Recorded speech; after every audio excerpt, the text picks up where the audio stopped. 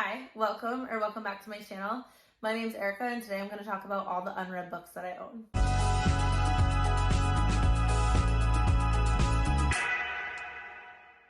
I've talked about this before, but I do not own very many physical books. I've unhauled like hundreds of books because I've been trying to adopt more of a minimalist lifestyle, especially with having a lot of kids. I'm trying to not have so much stuff to clean up all the time. Plus, we live in a very old house, so like we don't have a lot of closets. So apparently wasn't a thing back in the day. So I just have limited storage space and limited space in general. I mean, we live in a 4-bedroom house. It's a pretty big house, but you know, there's 6 of us living here, 2 dogs, 2 cats. There's a lot of stuff. So the minimalist side has kind of trickled into my books, and I realized I don't even like reading physical books. I like reading on my Kindle. So unless it's like I acquired it somehow, or I want to annotate it, or it's like a complete series, I'm probably not going to keep the book, especially if I don't plan on rereading it ever. So with that being said, I don't own that many unread books, thankfully. And most of my reading is done on KU, so that helps with not having a lot on my physical TBR. First, we're going to talk about all the books that I have unread on my Kindle.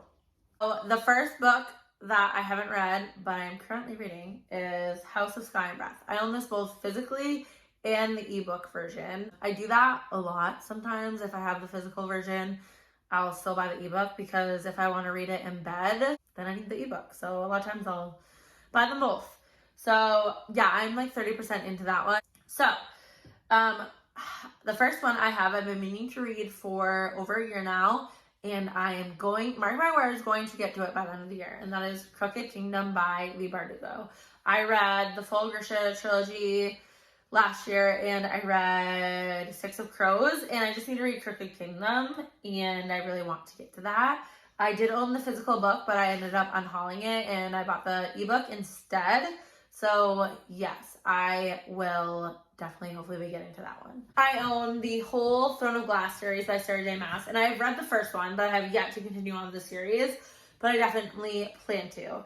I also own the second and third books physically, but I own the whole series on ebook. I got them on a sale. I don't remember how much they were, but they were super cheap for all of the books, so I definitely jumped on that. I want to say they were like $20 for all of the books, so I own them all, and I definitely plan on getting to them. Probably as soon as I finish Sky and Breath, I'm going to finish the Throne of Glass series.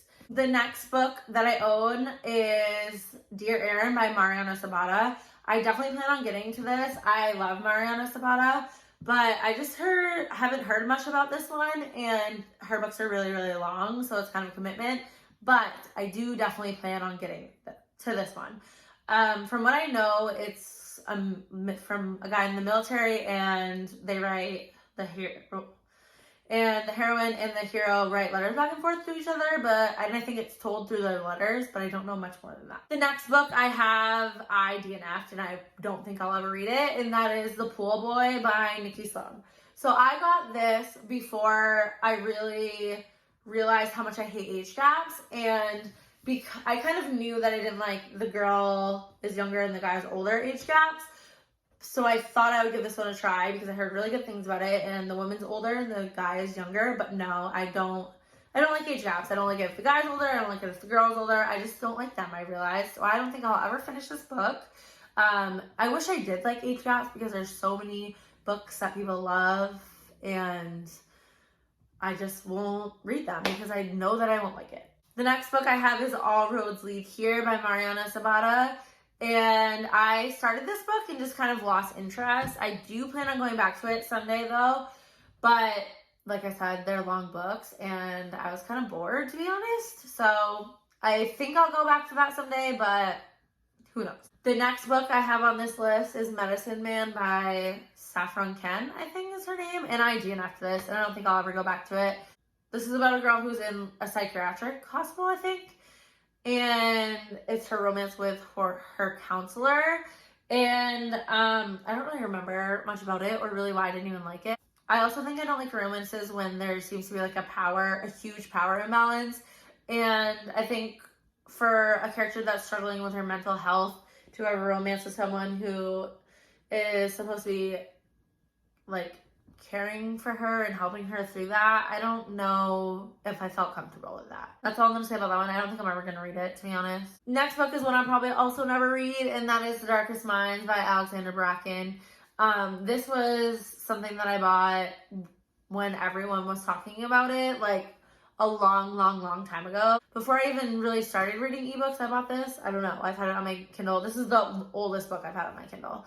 And I just had it on my Kindle app back when all I had to read on was my phone. And yeah, this is like a dystopian YA book that came out, you know, around the time that all of those were coming out, and I just don't think I'll read it. The next one is one that I maybe might get to, but probably not. And it's by Megan Miranda, and this is The Last House Guest. I bought this for a book club that I had like in my hometown, and that just kind of fizzled out, and I never read this book. And I actually don't really like Megan Miranda that much. I've just thought all of her books were okay, so I'm not sure if I'll ever get to that, but I own it.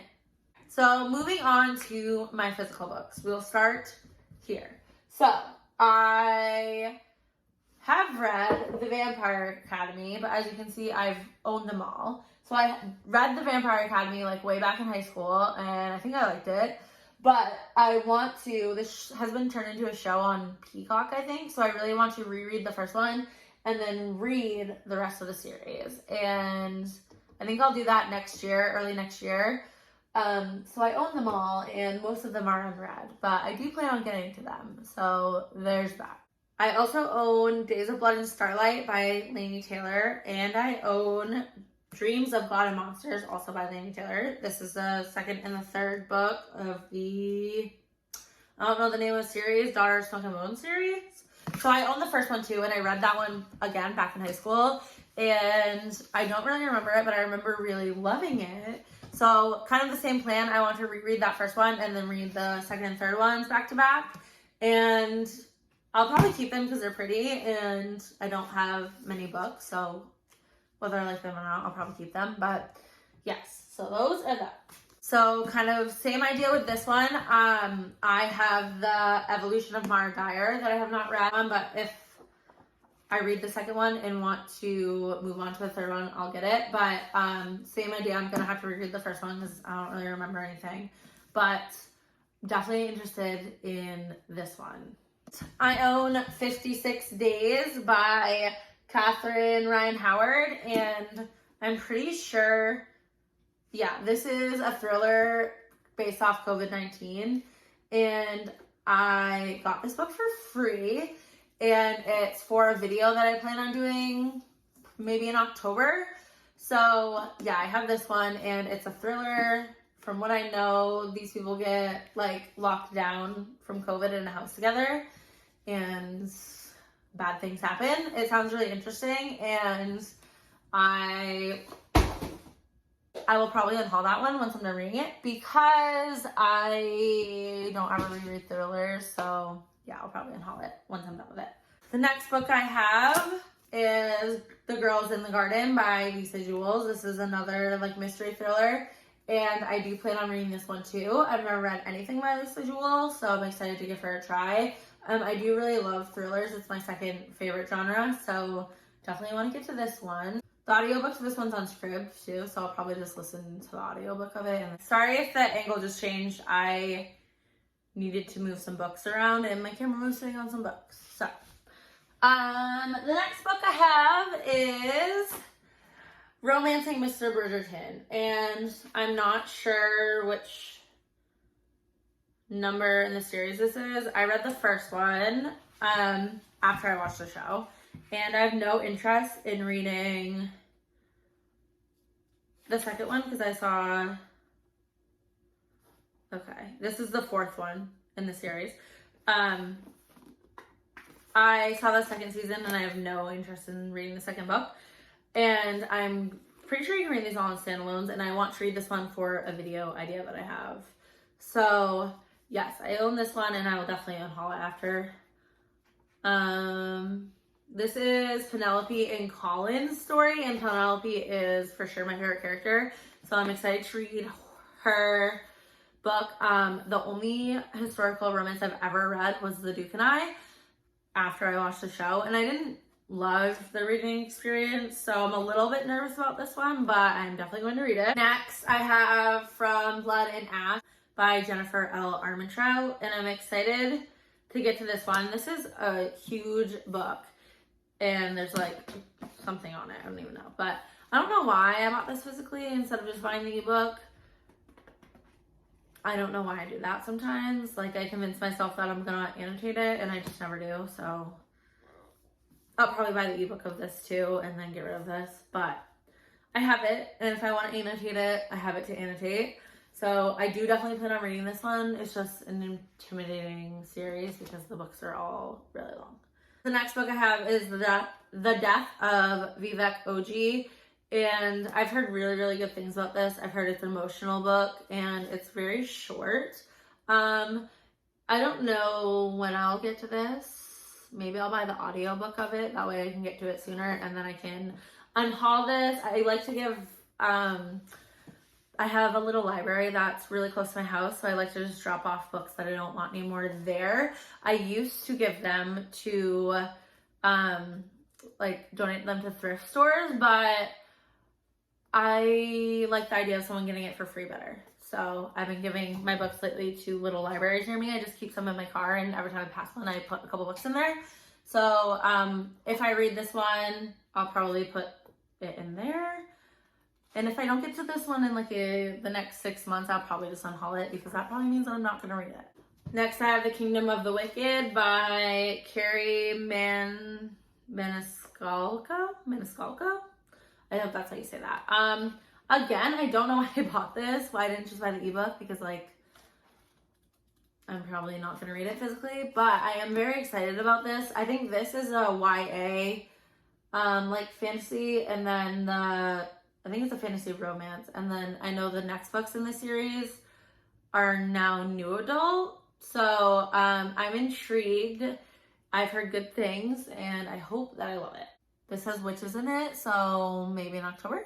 The City of Lost Souls by Cassandra Clare, and this is actually the most recent book that I got. I bought it from Half Price Books. The reason why I got it from Half Price Books is because I specifically want these covers, because this is the covers that I have. These are the covers that I have. So yeah, I bought this literally just to add it to my collection because I've been listening to all of these on audio, and I want to own them all because they're pretty, and I might reread them someday. I've reread City of Bones more than any other book, and I've reread City of Ash already too, so yeah, I'm glad to have a copy of this, and I definitely won't be unhauling it even if I hate the book. Next is a book that I've half read, and that's The Traitor Queen by Danielle L. Jensen. I was reading and annotating this through a blood infusion. I have really bad anemia, and when I'm pregnant, it gets really, really bad, so I had to, through my last two pregnancies, I had to get blood infusions, and this is one of the books I was reading during that, but then after those were over, I just never picked it back up again. And